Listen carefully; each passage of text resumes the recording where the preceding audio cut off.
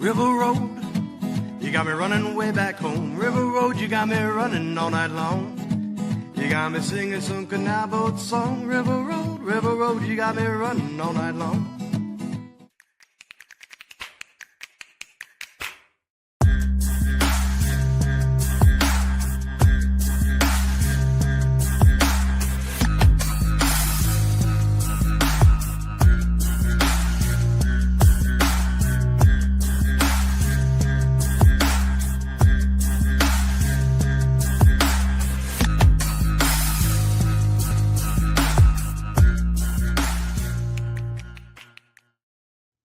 All right, everybody. Welcome to another episode of Niner Nuts.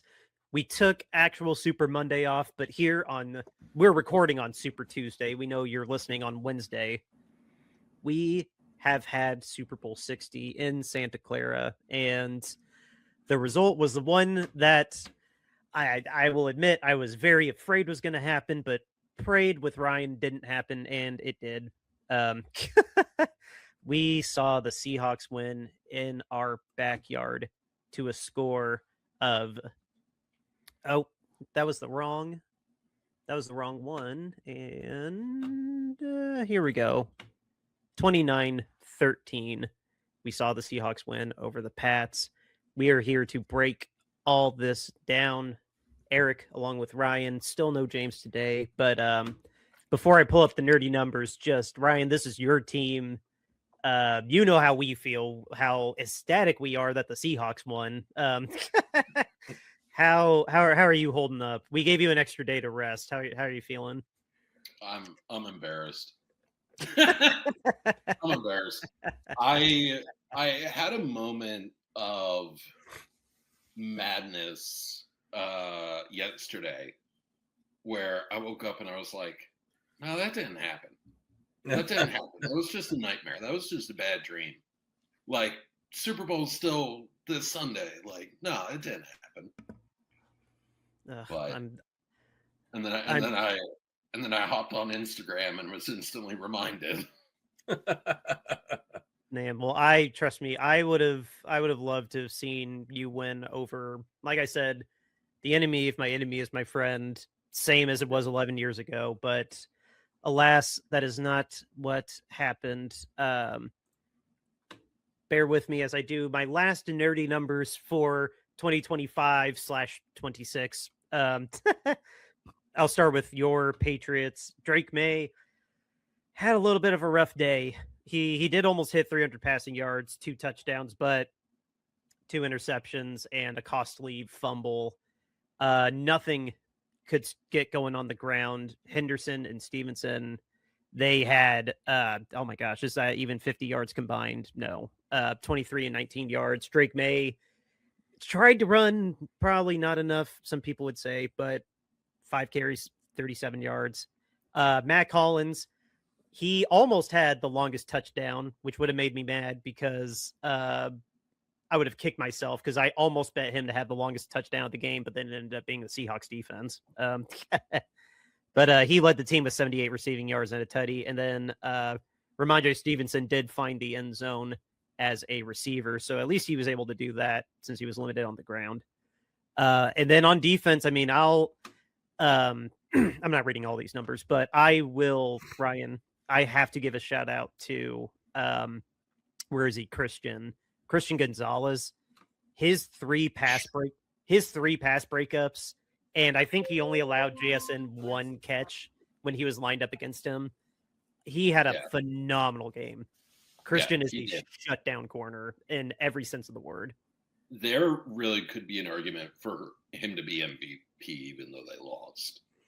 I mean, it's happened once before when Chuck Howley won it in Super Bowl 5, I believe. The Baltimore Colts lost to the Dallas Cowboys. Dallas Cowboys lost to the Baltimore Colts. Chuck Howley was MVP, even though he lost. Wow. You really could have made an argument. Same for Christian Gonzalez. Yeah, I mean, I didn't know who was going to be MVP out of this game. Like, speaking of defense, Christian, we didn't either. buddy of mine was we were trying to make the argument for the Seattle kicker. I mean, he scored all but 7 of the. He scored all but 6 of their points. So, Right. I mean, you can make the argument. But speaking of Seattle, their team, Sam Darnold, he didn't turn the ball over, and that's about it.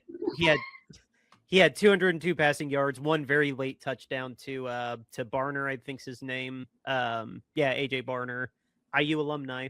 And then what really carried this team, though, obviously the defense, but in the offensive side, Kenneth Walker, the MVP, 135 rushing yards, and then he also had 26 receiving yards. Managed to not find the end zone, though, because his one end zone trip was called back for a flag or for a holding. But then Cooper Kupp actually led the team. JSN, as we all saw, he left the field for concussion protocol for a little bit and only ended up coming back. He had 4 catches for only 27 yards, the offensive player of the year. But the real heroes for Seattle, all 11 men that were on defense and rotating in and out. These guys just 2 interceptions. Nwosu, I thought Nwosu was going to be the MVP with that pick 6. Jordan Love had a pick. And then the fumble recovery. Where is that on here? I don't know where the fumble recovery is. But they had a fumble recovery too. That was crazy.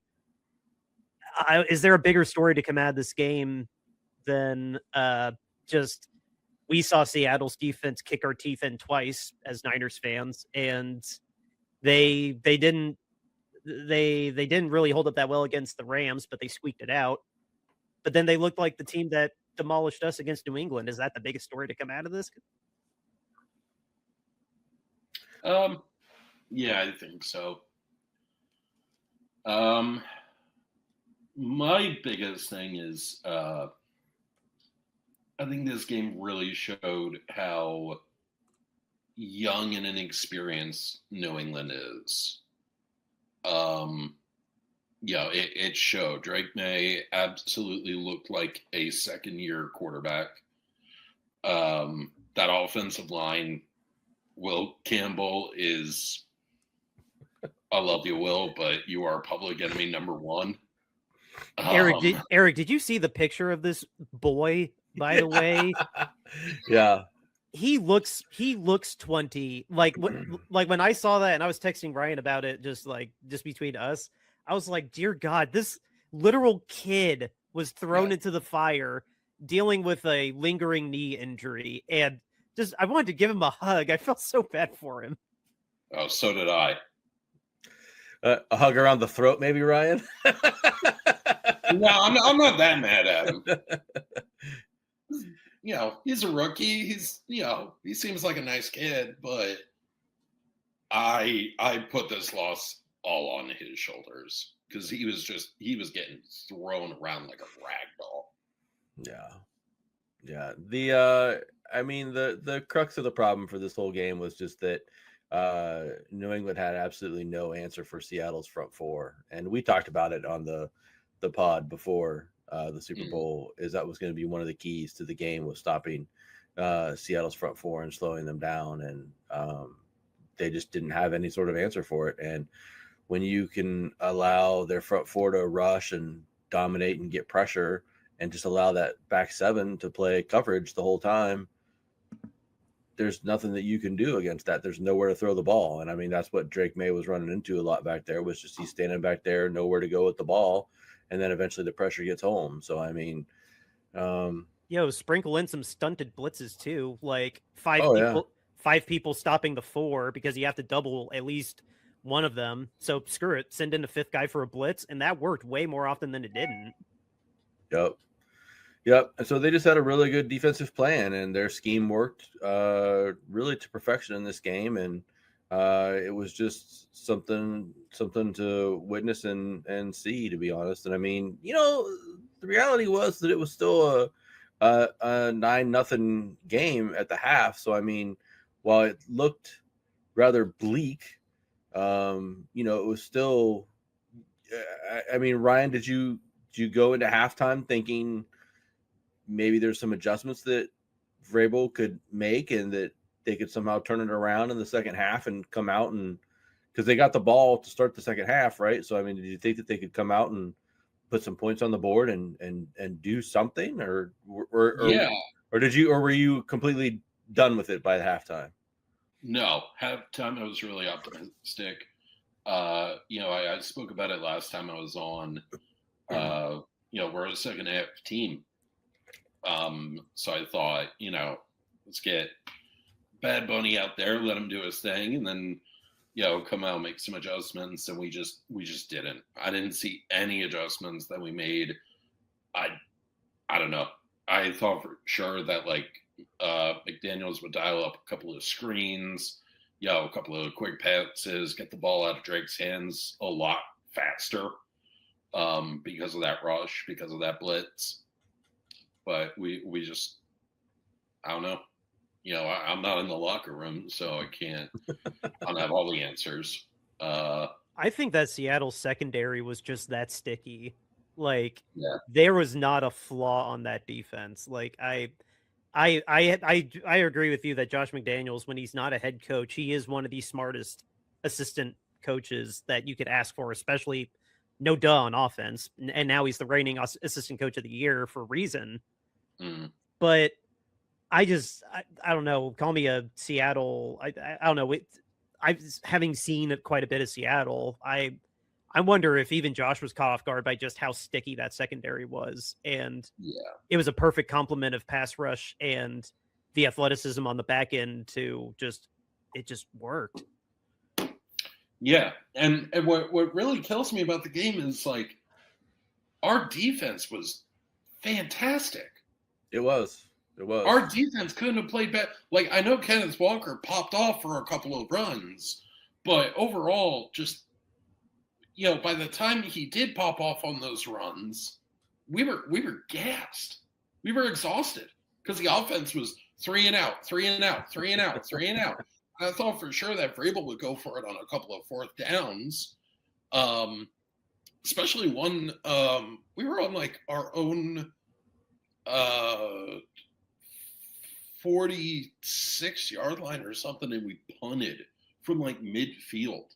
And I'm like, what are you doing? I was sitting there and I was like, what? Why wouldn't just go for it? Yeah, I was really impressed in the first half. Really through the first three quarters with New England's defense. They really held up very well against Seattle's offense. They were slowing them down. And like you said, outside of Walker kind of popping a little run here every now and then, they weren't really able to do anything and get anything going. And every time they got down into the red zone or within scoring range, you guys were able to hold them to field goals and keep the dream alive per se. Even though things looked just bleak for you on offense. And it was just I think even Collinsworth mentioned it, that, this game was going to have to be won by a defensive touchdown or something like that, because you guys weren't putting up any points on offense. But, it was a great performance on defense by the Patriots as well. But to your point, Ryan, you can't sit there and go 3 and out, 3 and out, 3 and out, 3 and out, 3 and out, and expect your defense to continue to just hold up. And I think eventually by the fourth quarter, it was just over. They were just done and tired and gassed, and it was a wrap. And Seattle was finally able to break through with a couple of big plays and get the final score on the board, and it was over. Unfortunately, once they got that touchdown, that was a wrap. So yeah, there was no complimentary football from New England, but I do want to, I was lauding Christian Gonzalez earlier.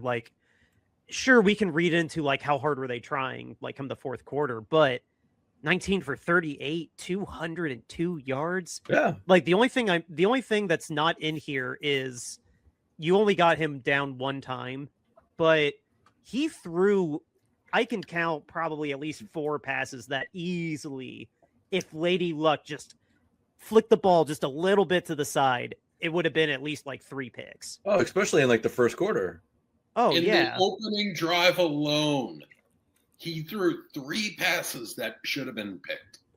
I swear his first quarter stats, I swear, was 1 for 7 or 2 for 7. Sam Darnold couldn't hit the side of a barn to start the game. No, and I was really optimistic about that. I was like, all right, and I thought at some point throughout the game, we were going to get a pick and give the offense a short field to work with. Because, maybe that would make it easier or have, not have to go so far. But it just didn't happen. Yeah, Seattle's the only team to win the Super Bowl without committing any turnovers. Yeah, you guys kept losing the battle of field position too, Ryan. That's a good point that you make out. It's like, you guys would hold them, but then they would punt it, and then you had the ball like inside of your 20 or something like that. And then you guys would go either 3 and out, or maybe you would get lucky and get 1 first down, but then you'd punt it back, and then they would still be on like their 30 now this time, and then they would move it down a little bit closer, and then you'd hold them again, but then they'd punt it, and now you're inside your 10, and then you just kind of kept going. You kept going backwards every time that you held them, and you never were able to push them back the other way. And eventually they would just get close enough that it was like, oh, easy Jason Myers field goal time, boop, field goal. And then you'd reset, and then same thing would happen again. It was just boop, boop, boop, boop, boop, boop, boop, boop, until they got close enough for a field goal again, and then boop, field goal, and then back and reset. And that was like how the whole first half went. I was very impressed with Seattle's punter, how many times he didn't just get behind the 20, but behind the 10 and a couple times behind the 5. Like, oh my God. He put on a clinic. And your returner had more opportunities. He took more opportunities than Rashid Shaheed did. And I thought he was going to pop off on like at least one of them. So I think he at least had the wherewithal to like, okay, momentum's clearly not on our side. I got to try something. One of them was One of them was called back because of a block in the back. Yeah. Yeah. But your special teams, we just shoved a guy. your special teams ace, I forget his name. But no, you have a special teams gunner that held Rashid Shaheed in check. So thank God he didn't pop off a touchdown like he did against us. I was watching it. I was like, damn, Matthew Slater came back. Right. Mr. 12 Pro Bowls in a row as a special teamer.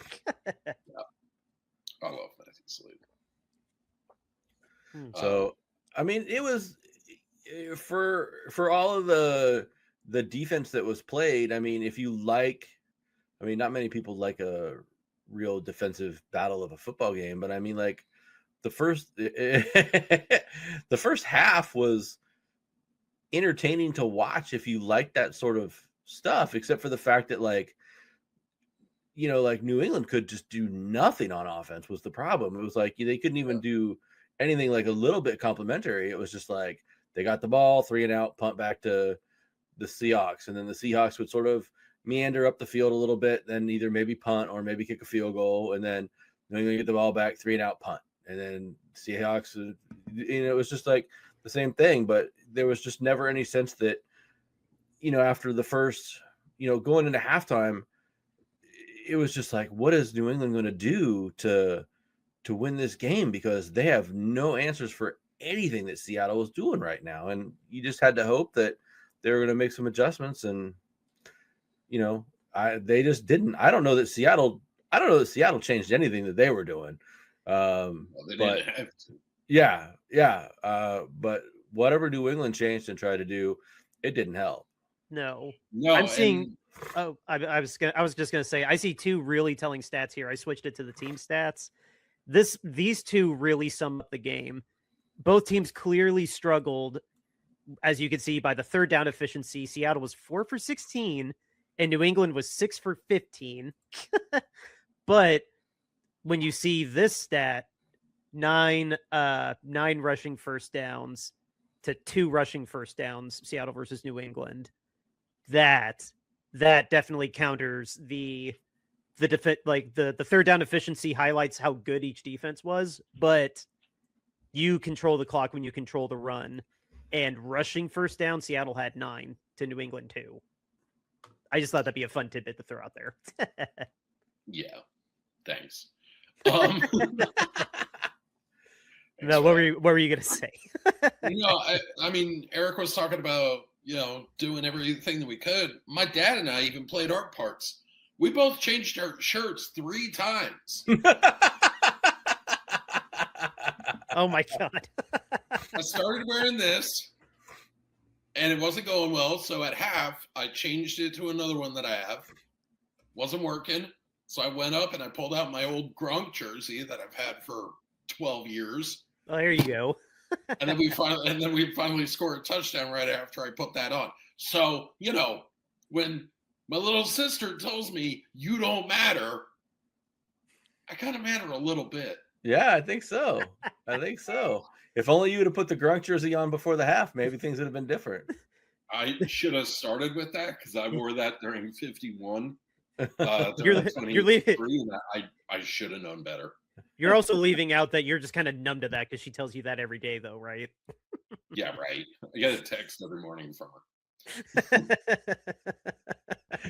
Morning, bro. You don't matter. Love you. It's not even morning, bro. It's just straight up. You don't matter.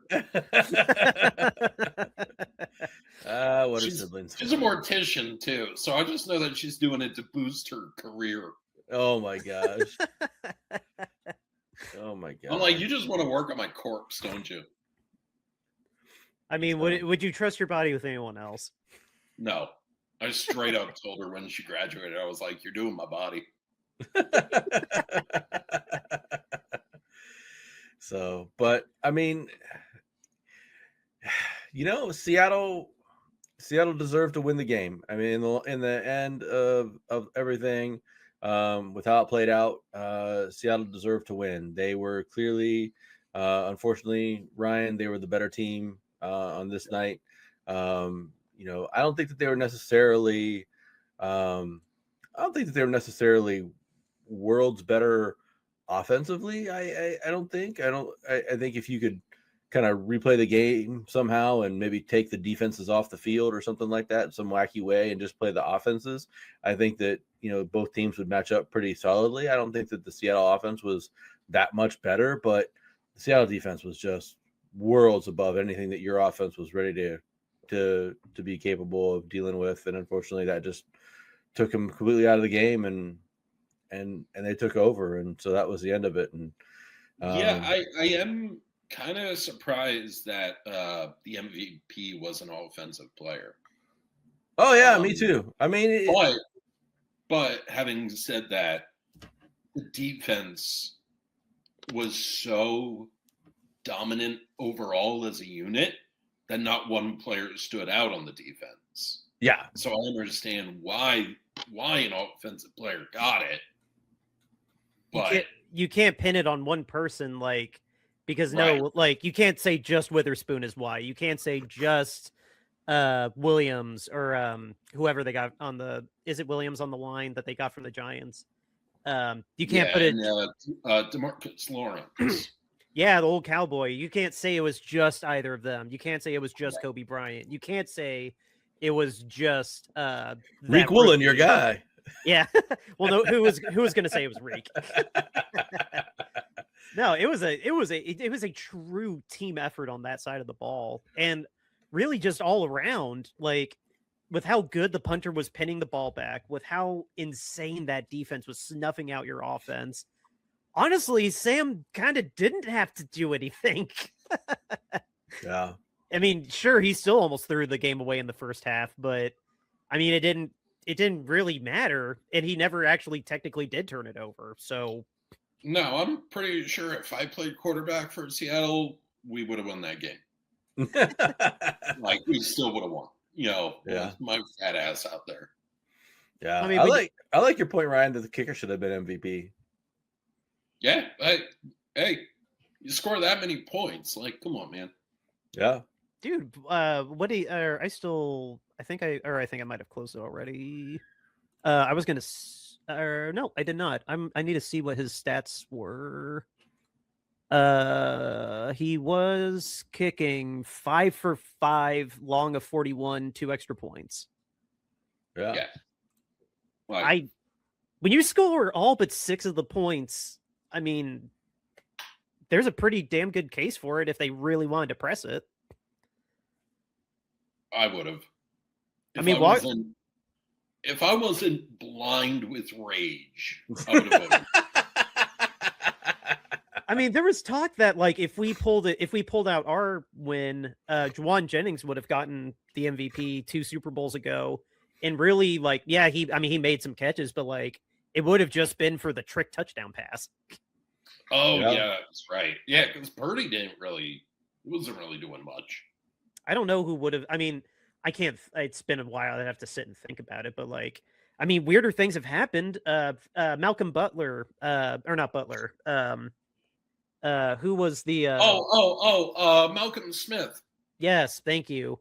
He was He was MVP just for happening to be the person that caught the pick six that Manning threw. Back when they won their last Super Bowl. He also had a forced fumble and a fumble recovery, though. Oh, okay. All I remember is the pick six, though. Right. That's all anybody remembers, but he was dominant in that game. Mm-hmm. Yeah. And he didn't do squat with us when we had him for like a couple years. No, I think he was out of the league in like 3 seasons. Yeah, including a pit stop with us for a minute. Yep. Yeah. So, well, I mean, welcome to the off season with the rest of us now, Ryan. Yeah.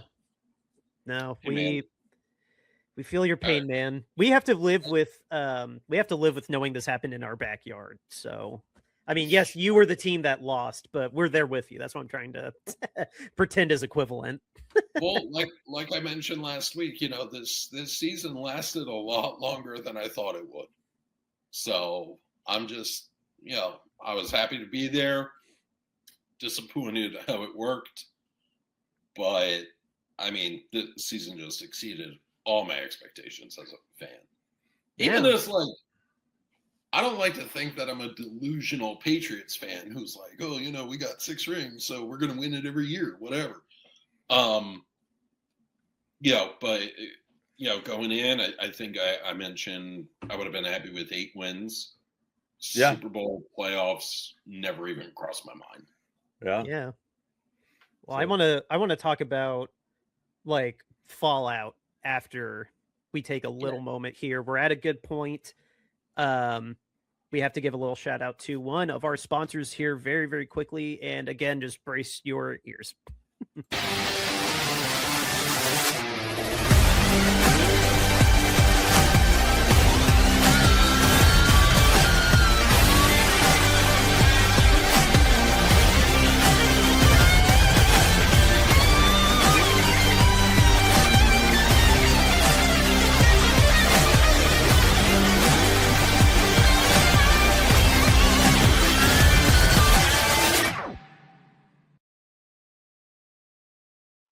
Yes, one of our sponsors is the Columbus Lions of the AAL. They are kicking off their season here right before I go on maternity leave, funny enough. So maybe it'll be a little tricky for me to at least catch this first part of the season. But we are going to have coverage of the AAL here on the Shady Sports Network. All the shows you can see on the YouTube channel. And we have a new Shady Sports Network website that will be in the show notes going forward. So you can check out all the content there and obviously our YouTube channel. But here, the Columbus Lions, you can go to columbuslions.com, get tickets, check out suites. Again, check out the schedule, start following them on socials. We are very thankful for them being a part of the show and a part of the Shady Sports family. Good luck this season. We will be rooting for you, and thank you again for being a sponsor of the show. Gentlemen, continuing on with what I was wanting to guide it to, and what you were basically starting to, you kind of brought into my head, how does the forecast look going forward? Like, we were talking a little bit, Ryan, off mic, but I think there is a lot of reason for optimism for Patriots fans going forward, because like you said at the very top, your team is really, really young. And I don't know what your actual cap number is, but I can't imagine that you have a cap problem this year.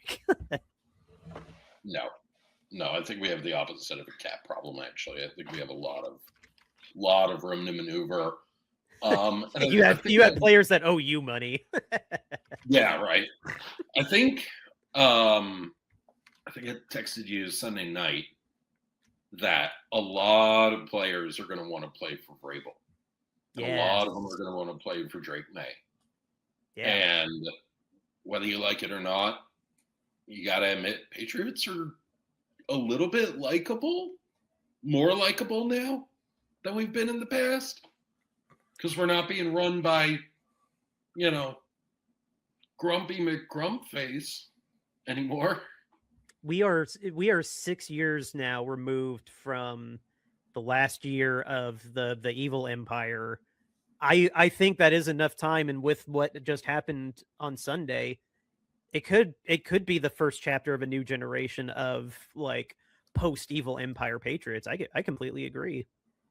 Yeah, I mean, I'm not saying it's the start of another dynasty. Like, let's not get ahead of ourselves here. No, of course you have to do what the Chiefs did over the next 5 years to do that. But yes, this new chapter, it's honestly kind of exciting to see. Like, I'm part of that crowd of like, oh my god, of course the Chiefs are out of the playoffs, and then New England shows up not only in the playoffs, but of course they get to the damn Super Bowl. Like, some things change and some things never do. Like, I just want to point it out, having sat through the Chiefs dynasty, I totally understand. Oh, we were directly understand. We were directly in their way two of those times. So yeah, no, welcome to the club on that too. Yeah, I mean, say what you want about the evil empire or dynasty, whatever you want to call it. At least we kept it about football, though. Because you weren't allowed to talk about anything else. Yeah. I know, but I mean, clearly that was done for a reason. Yeah. But at least, number one, Roger Goodell did everything in his power to try and stop us. You could just tell Goodell hated the Patriots. Yeah. Hated them. And I mean, did Bill really give him a lot to like, though? Did Bill try to be friendly with him? Bill didn't try to be friendly with his own kid. Please. You know the answer to that question. Come on, man. We're on Cincinnati. Yeah, exactly. That's right. We're on to Cincinnati. For just for reference, you guys are just shy of $43 million in cap space. Ooh, okay. Okay. So Yeah, not I feel a. like we can do a lot with that. So that's funny because last I saw we were like 52. I wouldn't have thought that we had more cap space than you. That's interesting. Yeah. And it's supposed to go up like 30 million this year, like it did last year. Like, just when's this cap bubble gonna burst? Is my next question. Pretty much the same time as the economy. No, I mean, still, that's plenty of cap room to sign a couple like big boy contracts. That's plenty of cap room to fix our offensive line. Yeah. The 49ers have this basically the exact same amount of cap space, to be honest. So. Oh, okay. Yeah. Okay. We need. So first things first, priorities. Gonzo needs to be the highest paid corner. Excuse me, in the NFL. Is he at the end of his rookie contract? I believe so. He's due for an extension. Okay, I was gonna say, if you can ride that rookie contract as long as you can with how good he's playing. No, we got to lock him down for. I don't care how much it costs. He's getting 30. He's getting 30 million a year. There's no question. He's a lockdown corner. Oh yeah. Yeah. Again, why was he not an All-Pro this year? Blows my mind. I don't know. He is on the final year of his rookie deal. He can sign the club option for his 5th year, but usually in this situation, this is when teams renegotiate the deal. So yeah, you're right, Ryan. It's time to pay the piper on him. No, don't piss him off with the 5th year option. Just go ahead and lock him into a contract now. Well, they'll have to pick up the 5th year option, but you extend him as well. Yeah, I'm pretty sure we will. Now that if Belichick was there, he'd be gone already. Trade him for peanuts. Yeah, literally trade him for like an 8th round draft pick. Bill, the draft's only 7 rounds. Don't care. Trade him for an 8th. Yes. Yeah. Yeah. No, So he was because he was spectacular in the Super Bowl. he Not needs. just he's been spectacular all year. Well, I mean, I've only seen him in the Super Bowl. So besides signing a big free agent, I think you still should consider signing a wide receiver if you can. But in house for sure, you need to get Christian locked in. Yeah. I wouldn't say no to AJ Brown. There's not a lot of people that would say no to AJ Brown. No. we wouldn't say no to AJ Brown now than they would a couple of years ago. What about Brandon? We still own his rights. We'll trade him. Ayuk? Yeah, we still have his rights. We haven't released him. Too much drama. I don't need all that baggage. I'm saying, like, I'm sure Eric, you talked about it too. Not to make it a whole tangent, but like, we could if we want to. We don't technically have to release him. No, I mean I would try to get something for him. Yeah.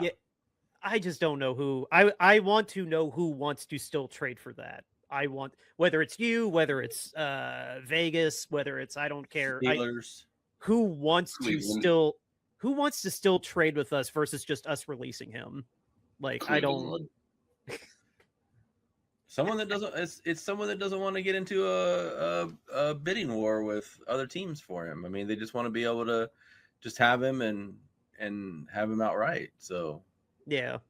Yeah. Again, right? I mean, Ryan, you're more than welcome to knock on our door and make us an offer. It probably won't be that high. I mean, think about it. Like think about it. If you're the Browns and you want Ayuk, right? I mean, if he's a free agent, he's not going there.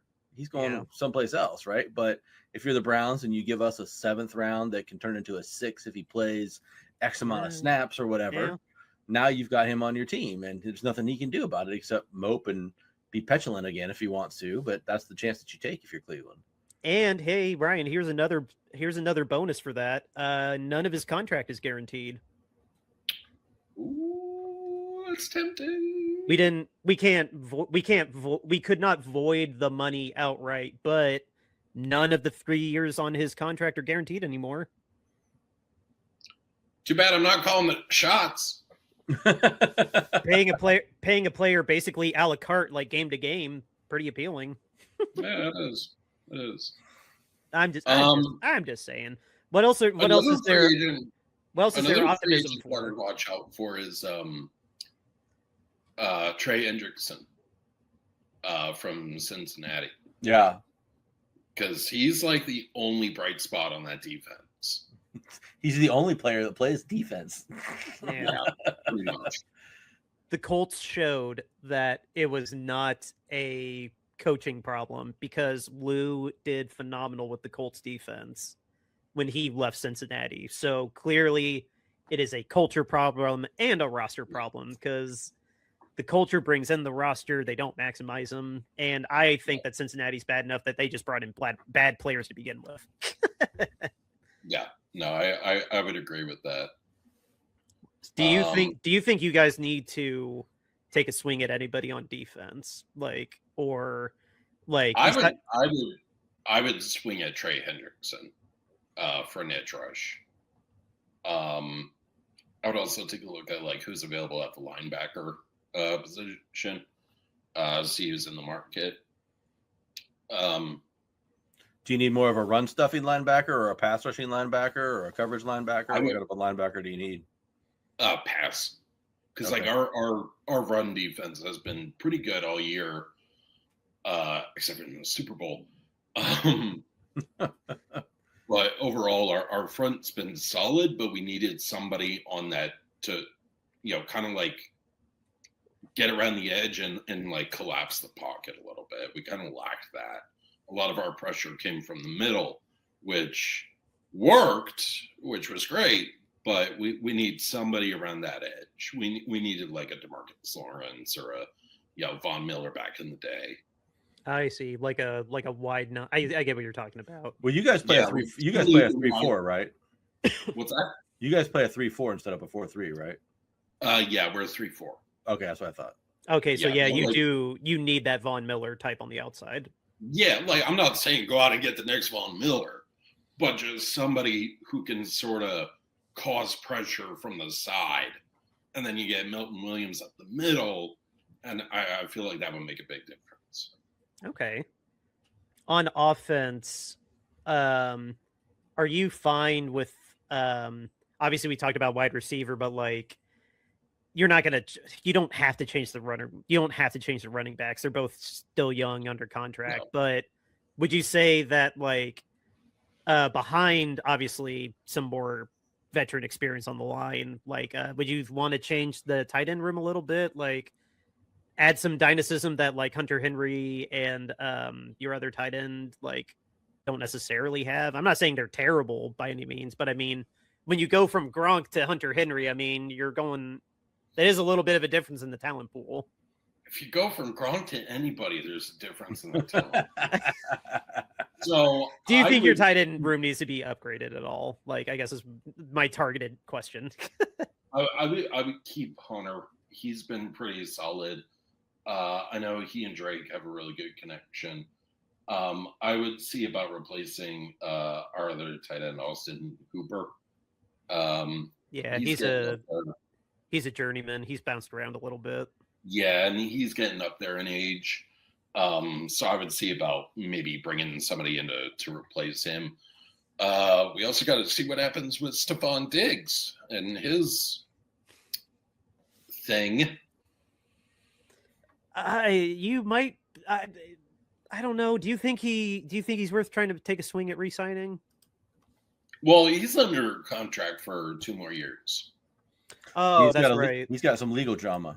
Yeah, he's got some legal issues pending. Yeah, so we got to and he just lost his baby mama. Yeah. Yeah. He just fumbled Cardi. Oh, man, so shocked. That's gonna be interesting. I don't know. Were you guys smart locking him down for more than 1 year? I mean, I think we were because he's shown up for us. He's, kind of matured a little bit on the field. Off the field, that's debatable. But like in the locker room and in the huddle, and the guys really love him. That's good. And you just like watch his press conferences and everything, and it's like, oh, yeah, he's kind of grown up a little bit. Okay. Do you think they'll keep him though? His cap hit this year was only $8 million, but he balloons up to $26 million and $26.5 million next year. Does he have void years? No. I don't see them getting rid of him. I really don't. They gotta do some if him not having void years is mind-boggling to me. They have to convert some of that into a signing bonus and make void years. $6 million of his contract guarantees fully at March 13th, just as an FYI. Okay. Yeah, players. I don't know if them getting rid of him. He's been a real mentor to a bunch of guys. I don't know if you could answer this, but speaking for our general manager, he loves to make void years and layered incentives and this type of bonus and that type of bonus, and he is not afraid to let somebody max out all 5 years of the void years if possible. Do you know if your general manager likes doing that? Having had Bill Belichick for a GM for 20 years, I have no idea. I'm just being honest, because Bill would cook in all sorts of shady shit. Sorry. Oh no, you're good. But he would sign guys for peanuts, like a literal bag of peanuts. So yeah, I don't know about our GM's tendencies, because we didn't really, like, this past off season was the only time that we really signed anybody big in Milton Williams. And the year before that, we didn't sign I don't even know who we signed. Like, it wasn't. Yeah. Your big signing was Matt Collins. Like, Right. Yeah, exactly. No, that's funny. I was just curious. I know you guys are obviously not in the same boat as us. We had to do contracts the way we did because we were trying to keep the band together, and then Right. we had to have our big purge this year. So, Right, but I feel like it's kind of going back to what I said. Before this year, nobody wanted to come to New England. Nobody wanted to come play for Gerard Mayo or with Jacoby Brissett or Mac Jones. Nobody wanted. It's cold. It's wet. Nobody wanted to be here. You guys, you're appealing. It's California. It's the San Francisco 49ers. It's, Kyle Shanahan. And, people seem to like Brock Purdy. So I'm curious how this offseason is going to go, because now we got Vrabel, we got Drake May. We're kind of putting ourselves out there a little bit. We're a little bit more. We have more personality than we have in years past, and I know that does play a big part in where players sign. I see you guys as scrappy, and I think that Vrabel can still pitch this as like the basement floor to an extent. Like, yeah, you made the Super Bowl, but like, this is what I did in year 1 and year 2 of this quarterback. Like, we have a phenomenal cap situation because he doesn't get paid. Really, they could bust his balls and not pay him for like 4 years if they really hammer at him. But this could still be pitched as a basement, like, get in now at the ground floor. Yeah, it's just a question of, will guys want to? I think they will. I think you've got a lot of opportunity there. I think anytime that you got a team that goes to the Super Bowl like your team did, especially after turning it around from where they were the previous couple of seasons with a new coach, with a young quarterback, with a team that does have a good defense. I think that you can recruit some talent there. I don't think this should be a real problem for you to get some free agents to come in this year. I don't think you'll have to overpay people to come play for you. I don't think that'll be a problem.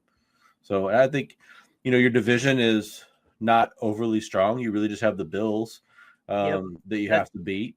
That's what I was going to say next was, who knows what's happening with Miami with Tua and a new coach. The Bills still have Josh Allen, but now they have some roster turnover they have to do. They got a new coach, and then the Jets are the Jets. Yeah. Like, the Bills got the same coach, just a different name and a different body. Yeah, you could argue that through their gosh, we don't have time for it, but like, man, they threw McDermott under the bus. Yeah, they really did. I mean, I remember texting you, Dan. I texted you that morning. I was actually in Disney World. I was in Magic Kingdom. When I texted Bills fired Sean McDermott. And I remember saying, like, I think it was time for a change. But then they go out and just hire Joe Brady, who was calling the offense to begin with. Like, it seemed like such a lateral move. Their story made no sense when you listen to, like, the blame game. They were trying to talk out. Oh my God! They were trying to talk out of both sides of their mouth, and like, I'll agree. I was with you when I first heard the news. I was like, okay, like, he's hit the wall like 4 years in a row. Sure, it was literally the same argument I was making for Baltimore, but then they were like, oh, but no, the culture's fine here. We like the establishment that we have here. What? Yeah, why'd you get rid of him then? What? Yeah. Was it McDermott's fault or wasn't it? You can't say both. Yeah. Yeah. And like, wait, you wanted to draft a wide receiver, but he didn't? Or he wanted to draft him, but you didn't? Like, which one? Like, oh my God, that was funny. This is the argument we're making, that like, your division is very winnable for the next couple years, probably. Yeah. Oh yeah. Oh yeah. Yeah. Now, did Drake May's performance in the Super Bowl concern you from a larger perspective, or do you think it was just a one-off game, too much pressure, too much defense by the Seahawks, or are you like, is this maybe what we have at quarterback? I am not as concerned about him as I was with Mac Jones. I remember, when I told that Mac Jones story. Yeah. About him throwing it in triple coverage. Not once did that. I was not getting flashbacks to that moment. Okay. I think it was just too much pressure. The offensive line just wasn't up to the task. No, they weren't. At least the left side of the line wasn't. The right side did all right. The right side was doing pretty good. You had two rookies going against Ernest Jones and Williams and DeMarcus Lawrence. Good luck. Yeah, and I think that's what it was. I don't really put a lot of it on. Are you guys still there? Yeah. Okay. Yeah, we're good. Okay. Sorry.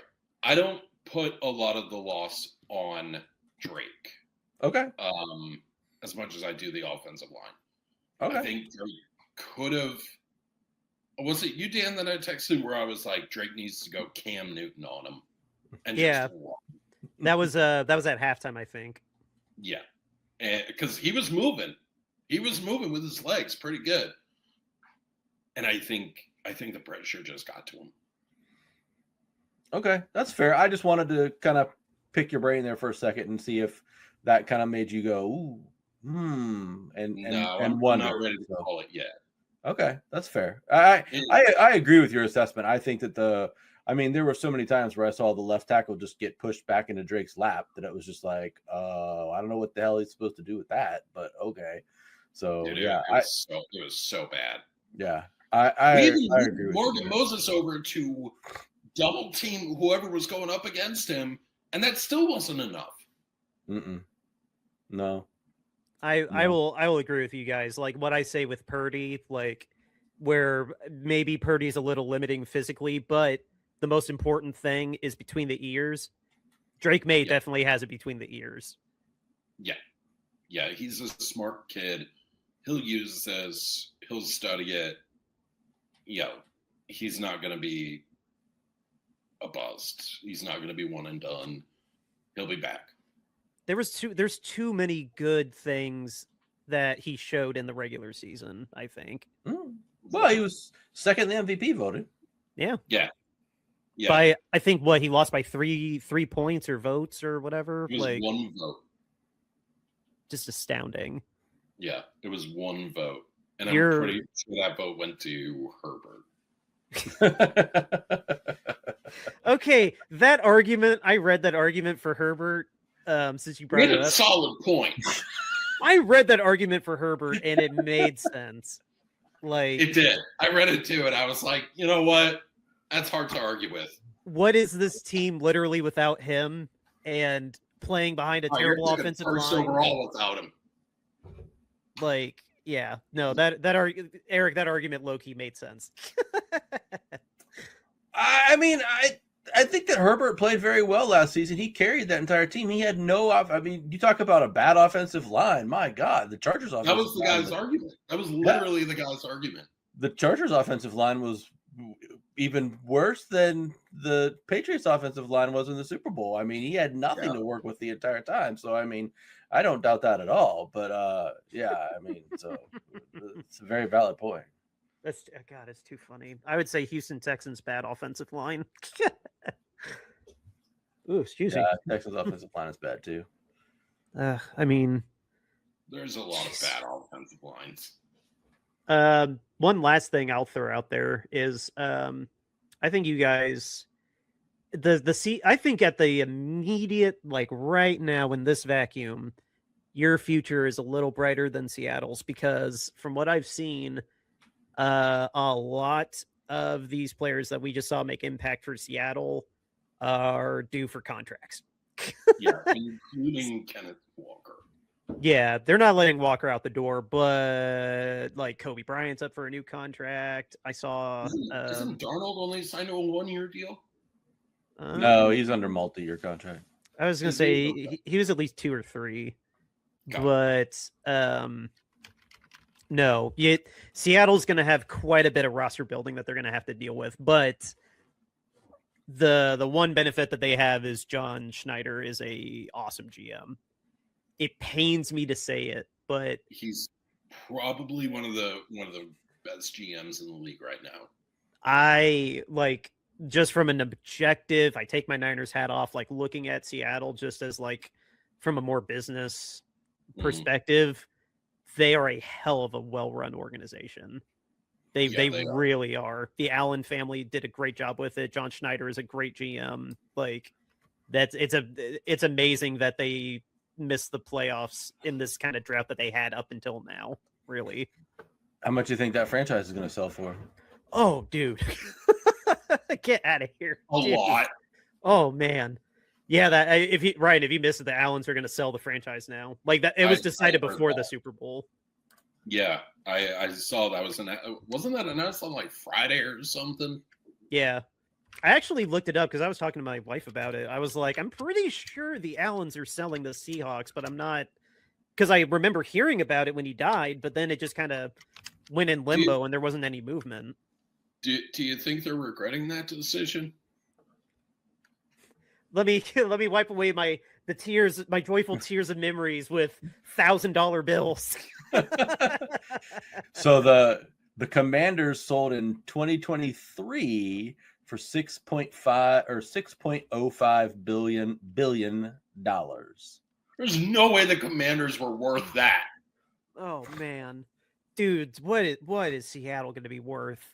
Especially now, like how inflated is it going to be from being a Super Bowl champion? Like it's got to be double digits. Oh, dude. I was thinking 10, right? 10 billion? Yeah, I was going to say like 10 or 11. 10. Oh, well, the Lakers just sold for 10 billion. Are they as big as the Lakers? That's a good question. So the Lakers sold for 10 billion. And where the question was whether the Seahawks are as popular as the Lakers. I would argue that football is more popular than basketball. I would argue that the Lakers are kind of different. I think the Lakers kind of transcend, kind of like how the Yankees, like that Yankees NY is just New York. That Lakers LA, that kind of transcends just basketball. Do I think it would get close? I think the NFL just being the NFL, though. I think opening bid might be 10, or I don't know. I think it will get close to that, though, just because it is the NFL. That is a very fair point. Mm-hmm. That Lakers sale was June of 25, so not quite a year ago. I mean, it's going to be around there. It's got to be around there. What did the Broncos sell for? Look at what the Broncos sold for. Because that was the Waltons and Walmart money. Sold for $4.65 billion. Oh, I didn't realize they were that lower than the Commanders. So the Commanders are worth more than the Denver Broncos. So the Broncos sold for $4.65 billion in 2022. And then the Commanders, 3 years later, sold for $6.05 billion in, is that right? When did they sell that? Well, we gotta think too that the revenue. Oh, the Commanders. So a year later, the Commanders sold for almost $1.5 billion more than the Broncos did. Well, I just thought about this too. Think about the revenue streams, how different they are between basketball, baseball, and football. Who has the least amount of games? Like, who has the least amount of alternate jerseys? Who gets the most coverage? Like, yes, it's the NFL. Like, and who's getting a really big stranglehold on the international market? Like, basketball and baseball do have international markets, but like the NFL's like running headfirst into that, but to play catch up. Like, I think though, because the NBA and baseball both have more games, I think that's definitely going to be something that's worth going into that too, even though the media deals are probably richer in the NFL. Like I'm spitballing. I don't, does any of that seem like to track, like, or does the amount of games not matter? Maybe we need an economist in here. I don't know. The NBA is interesting because like once the NFL dies, like, because the NFL's done now, right? And for another 6 months, essentially, until preseason starts at least, NBA takes over. I mean, NBA will be on all the time. It'll be on virtually every day. 2 months. Because opening day is not until, or no, like almost 3 months. Because opening day's in April, isn't it? Late April. Yeah, but even still, people don't pay attention to early season baseball. Early season baseball doesn't matter. I don't pay attention to baseball until like August. Yeah. Dang. Yeah. So NBA runs things all the way through baseball. June. I love baseball. Go Phillies. I don't pay attention until August. Yeah, so the NBA runs everything all the way through until the finals are over in like June or July or whenever that is. So I mean, what's also weird is not weird, but like the NBA playoffs start around the same time as opening day for baseball. Yeah, that's true. Which is mind blowing. Like they go that like it takes that long. Even though it was playoff basketball, it's like Jesus. And again, baseball has 182 games. I ain't sitting around and watching all that. Yeah, I got shit to do. I feel that. Thinking of things to do though, I would love this episode to go 2 hours, but there are we are at a time constraint. I see the time that we're at right now, and I mean, we have families. Yeah. Obviously, I'm keeping the open invite, like for you, like if times are, if something, open invite. We love having you on here. Like you are awesome to come in, like, and because again, I would always say that you are our anonymous Patriots insider, but now I will just say, oh, Ryan told me this. Yeah. Not Ryan. Ryan's committing insider trading with the NFL. Yes.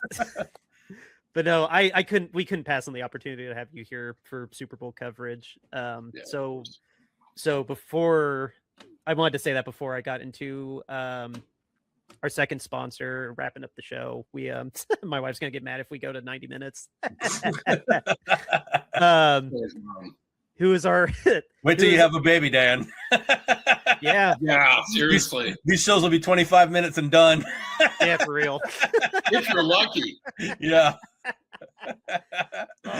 Can't lie though. I am very excited to join the dad club. Yeah. It's the best. Until they look you dead in the eyes and they call you a punk. That sounds very personal. Or if you're in the case of my son, he looks down at you and says you're a punk. Oh, yeah. I've seen pictures. Your kid is tall. He's 6'5". He's getting there. Mine is 4, and he is almost 4 foot tall. Oh my gosh! Wow, dude, he's gonna be tall. That's what happened. That's what happens when your dad is 6'3" and his mom is 6'2". Yeah, I'd say so. So. Man, I don't even know. They're awkward transition. We need to. I need to give the shout out to our sponsor, Royal Retros. What is Royal Retros? Well, Ryan, Royal Retros is where you go to get yourself an authentic throwback jersey. Whether it's football, basketball, baseball, any of the major sports, they got you covered. Check out the Candlestick collection. It's curated with the Bay Area in mind. Get a Niners jersey, get a baseball Giants jersey, and use the promo code Shady Sports to get 10% off of your entire order, not just specialty items or anything like that. Your whole cart, 10% off when you use the promo code Shady Sports at checkout at royalretros.com. It helps us out, it helps everybody at the Shady Sports Network of programming out. Again, promo code Shady Sports when you check out at royalretros.com. Go get yourself an authentic throwback jersey today. Ryan, I just called you out because I wanted to remind you, because you don't read this every week. We also are selling t-shirts. Why are we selling t-shirts? We were inspired by a lack of accountability that we determined was there with the owners or not with the owners. Players get in trouble the second that they're arrested. It's already on social media, but the owners, it's definitely not that fast. It could be months, it could be years, it could be a couple days, but owner standards are not the same as player standards. So we started a hashtag owner accountability because we think owner standards need to be greater than player standards. And to put our money where our mouth is, we have made t-shirts, but on top of that, we are not making any money from the t-shirts. All the proceeds from these t-shirts are going to Mountain Comprehensive Care Center. It's a wonderful women's shelter in Kentucky, helping women and their children get out of sticky situations. We had them on the show about a year ago, year and change ago. But look up Mountain Comprehensive Care Center in the title. It was a great conversation, and all these proceeds again are going to them. This is just our hashtag. This is our statement shirt. You pick the color, you pick the style, a t-shirt, a long sleeve, a hoodie, or a crew neck. You pick your size. It's made to order, and the pricing starts at $22.99.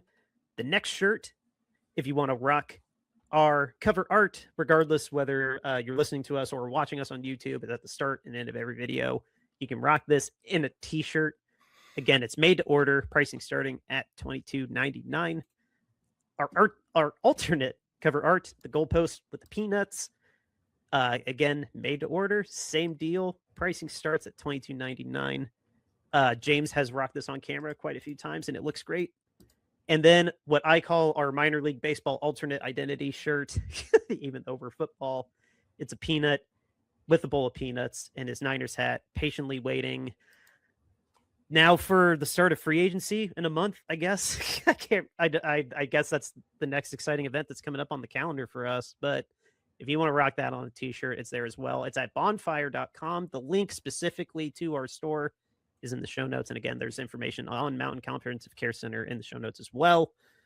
And again, we just want you to have a cool shirt and know that you're helping a family in need. Probably the fastest I've ever read that.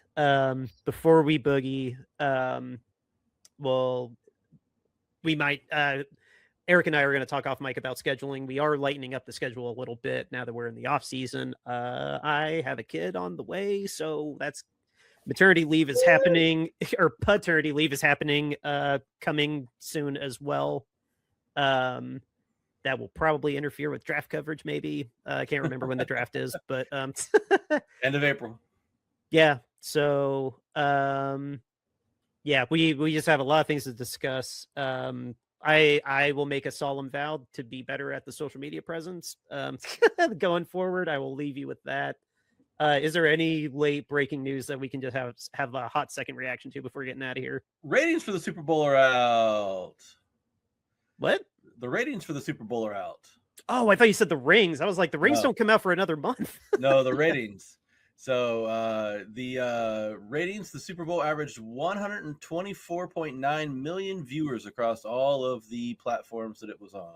So now that did fall just shy of the 127.7 million viewers that watched last year's Super Bowl on Fox. However, it is the most watched program in NBC history.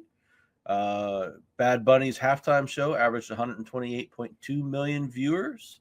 That makes it the fourth most watched halftime show behind Kendrick Lamar, Michael Jackson, and Usher. Nice. I will say I proudly watched it on Peacock. They streamed it in 4K, and it was beautiful. The Dolby audio was amazing too. I highly recommend cutting the cord if at all possible. Ooh, excuse me. Ryan, did you watch it on cable or stream it? Or no, I was on Peacock. Right on. Yeah, it no, was great. 10 out of 10. No notes. Shout out to Peacock. It's definitely one of the more underrated apps out there, and that's my really that's my free streaming plug. If they would like to sponsor the show, Peacock, please feel free to do so. We would all appreciate free Peacock. Peacock subscriptions, dude. Seriously, here's 3 reasons to get Peacock. Amazing sports library, which right now has the Olympics, which is amazing. Complete coverage of the Olympics was outstanding. Sunday Night Football too. The Universal Library is amazing for the new movies, and they have a surprisingly deep TV library that rivals Hulu. I will send you my direct deposit information, Peacock. Yeah, they also have basketball and baseball now too. Hell yeah, absolutely. My plug for Peacock is they have the Despicable Me movies on there. Yes. Dude, that DreamWorks library, Shrek's on there, Despicable Me, How to Train Your Dragon. So as somebody with a 4-year-old son, Peacock has been a lifesaver. Well, there we go. Give it. We'll Peacock reach out to our representatives and we'll work something out. I would love to be sponsored by Peacock. Put that in the show notes. Yes. Promo code. Yeah. Promo code nuts for a month off. They'll also make this canon with How to Train Your Dragon too. Yeah. Well, with that, guys, we will keep you updated on the schedule. Again, the offseason is going to get a little wild for us. There's also obviously not that much football to cover, but we'll keep you posted. James will be back. I promise you he's not fired. He will be back. And I'll make a solemn vow to keep you posted on how things are going in the offseason with the episodes, so it's not so random. But yeah, Ryan, again, thank you so much for coming for these Super Bowl episodes. Yeah, great having you on, Ryan. Yeah, dude. Yeah. Hell yeah. Anytime. Ton of fun. Love you guys. Love you too, buddy. Our outro music is River Road. And yeah, just enjoy the off season. We'll catch you all later.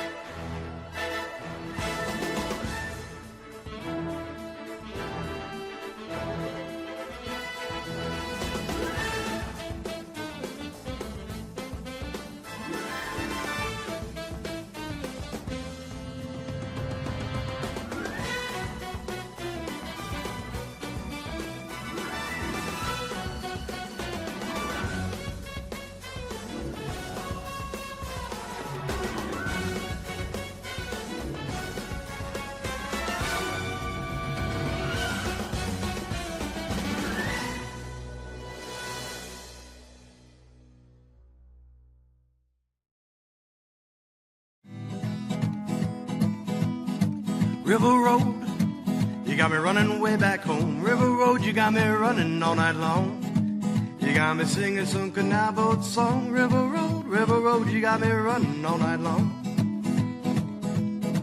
River Road, where have all the women gone? Have they kissed her hand and waved you bye-bye? Have they thought about crossing your double yellow lines? River Road, they love the way you winding.